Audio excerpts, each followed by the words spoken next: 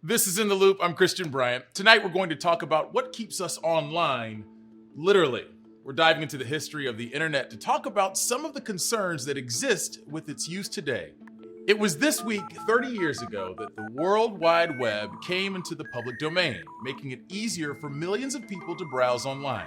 Even if it wasn't as widespread as the internet is now, it was a huge breakthrough. The first browser, originally called Mesh, was simplistic, but built on years of technological underwork done by computer scientists who worked with the government and had cracked the code for computer communications. Before browsers came around, the first and most basic form of the internet, known back then as the ARPANET, was a government communication system that became the backbone of the digital world we see today.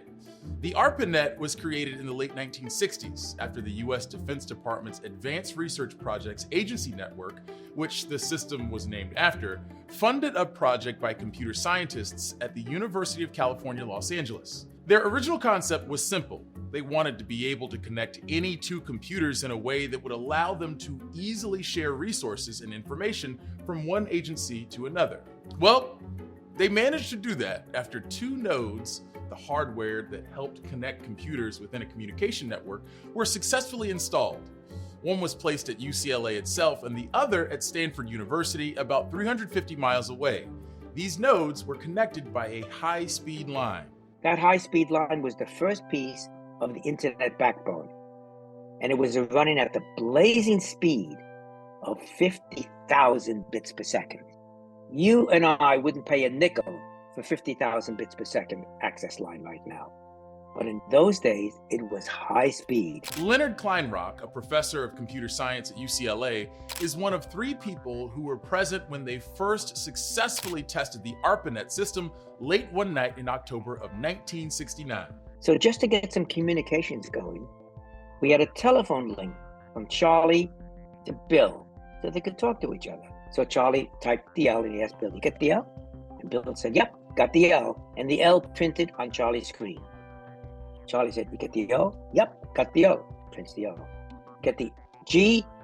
Crash. In their attempt to log into the system at Stanford, which back then was literally as simple as typing in the command log in, the computer scientists first failed, but eventually ended up sending the first ever message across the line. What was the first message ever on the ARPANET, the internet? The answer is low, as in lo and behold. Now you have to understand that message was a most powerful, most succinct, most prophetic message we could have come up with, but it was an accident.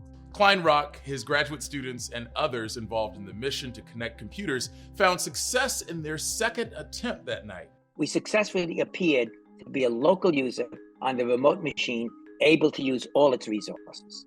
That was the functionality we were trying to prove.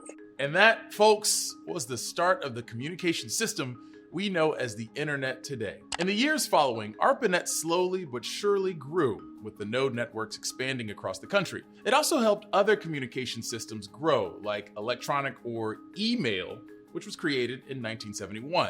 By 1973, ARPANET had grown to more than 30 locations, including government offices and universities.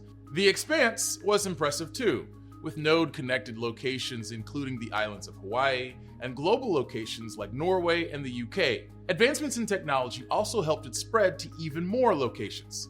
While it may seem like really simplistic technology in retrospect, it had uses that surprised even Kleinrock himself. Take, for example, the use of list servers, also known as listservs. This is software used to run group email discussion lists, and for Kleinrock's graduate students, listservs became an early form of social networking. He said they shared things from cooking recipes to even mountain climbing tips. It was like they had their own little chat room, minus the dorky screen names like Azkaban 123 or people asking about age, sex, location. The network had suddenly evolved into basically a communications medium, an interactive medium for people to share ideas, to form groups spontaneously. And it was very active in those early days. That was a complete surprise to me. Slowly, functionality went even further, and you could play games like chess with others across the ARPANET. As its uses grew, so did the system itself. In 1983, ARPANET was divided into two networks between government and civilian use, and the term internet began to be associated with these networks. By 1985, domains came into existence, making it even easier to share information and communicate online. As time passed, the same motivation to create a sort of dynamic resource-sharing network like ARPANET also led British computer scientist Tim Berners-Lee to ultimately establish the World Wide Web in 1989. The ARPANET was shut down that same year and decommissioned by 1990 as computer users transitioned to the World Wide Web. With the increased accessibility and connectivity, there also came things that weren't wanted or foreseen. Take, for example, spam messages. Although it wasn't quite as widespread as today, spam still existed back then.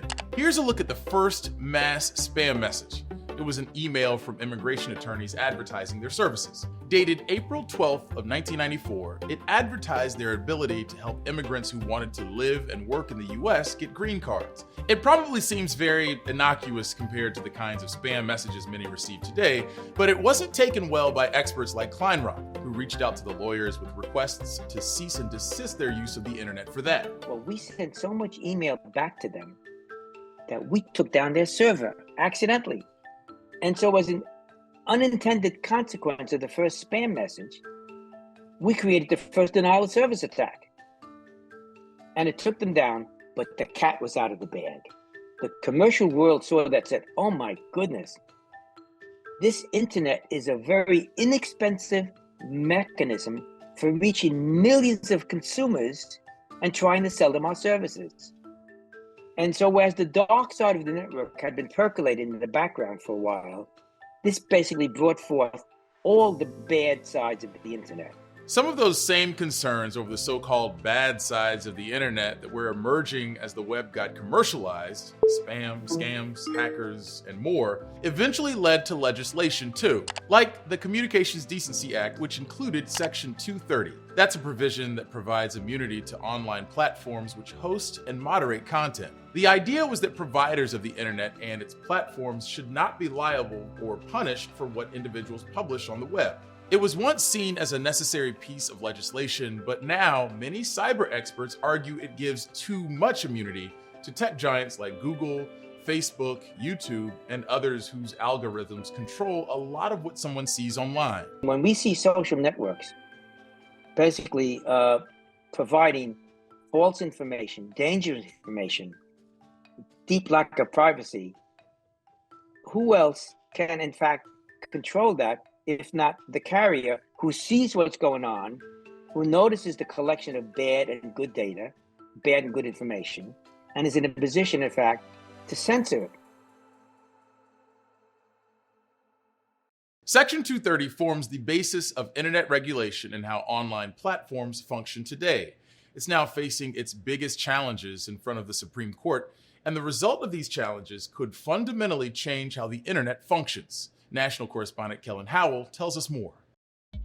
Even if you're not very tech savvy, chances are you've probably heard about this controversial tech policy. Section 230. It's time to change 230, get rid of 230. I do still think that Section 230 plays a foundational role. So what is Section 230 and why has it become such a boogeyman? The internet can do a world of good. It's a small piece of the much larger Communications Decency Act, signed in 1996, just a few years after the birth of the World Wide Web. Allison, can you explain what internet is? Section 230 protects internet companies from being held liable for content published on their platforms and for moderating that content in good faith. Unlike a broadcaster or a newspaper, an internet company is not considered a publisher and can't be held responsible for posts written by its users or for taking down or promoting any of those posts. Section 230 helped to establish the rules of the road on the internet. You've got mail. When online chat rooms and bulletin boards were just coming online for the first time, and led to the proliferation of the internet as we know it. Without Section 230, I doubt we would have seen the explosion of speech online, especially speech from everyday people, from you and I, from the non-elites. But as the internet has grown and evolved, so have concerns over the law. Here's a message to Big Tech. reform is coming. Lawmakers in both parties have called for Section 230 to be reformed, with Democrats citing concerns over tech companies' failure to moderate hate speech, disinformation, and other harmful practices on their platforms. Big tech has transformed the information superhighway into a super spreader of harmful content, invasive surveillance practices, and addictive and damaging design features. And Republicans blasting big tech for censoring conservative-leaning speech. If you're somebody who doesn't have the approval of big tech, if you're somebody who doesn't have an inside track to the good graces of the tech giants, well, then the message to you is really simple. Do what tech tells you to do, or they'll silence you. While tech policy experts acknowledge these issues, they argue Section 230 itself isn't the root of the problem and has become a political football. They argue legislation should focus on specific solutions, like enacting tougher standards for online advertisements and building more transparency around the use of AI. People tend to blame everything that happens on the internet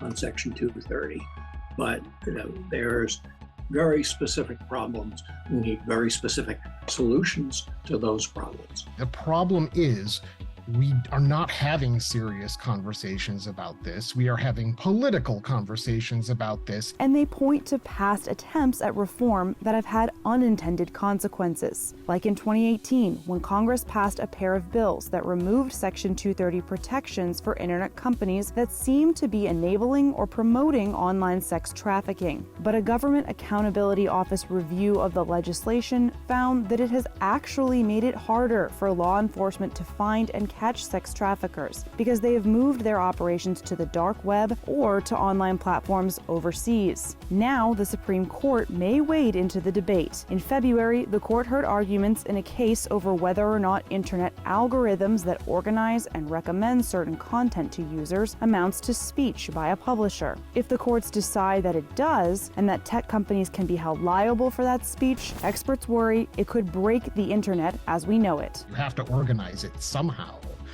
And where do you draw that line for what is good organization and what is bad organization? It seems to me that there is no way to draw that line without breaking everything. Kellen Howell, Scripps News, Washington. All right, we appreciate that reporting, Kellen. Scripps News will be sure to keep y'all informed of how the case proceeds.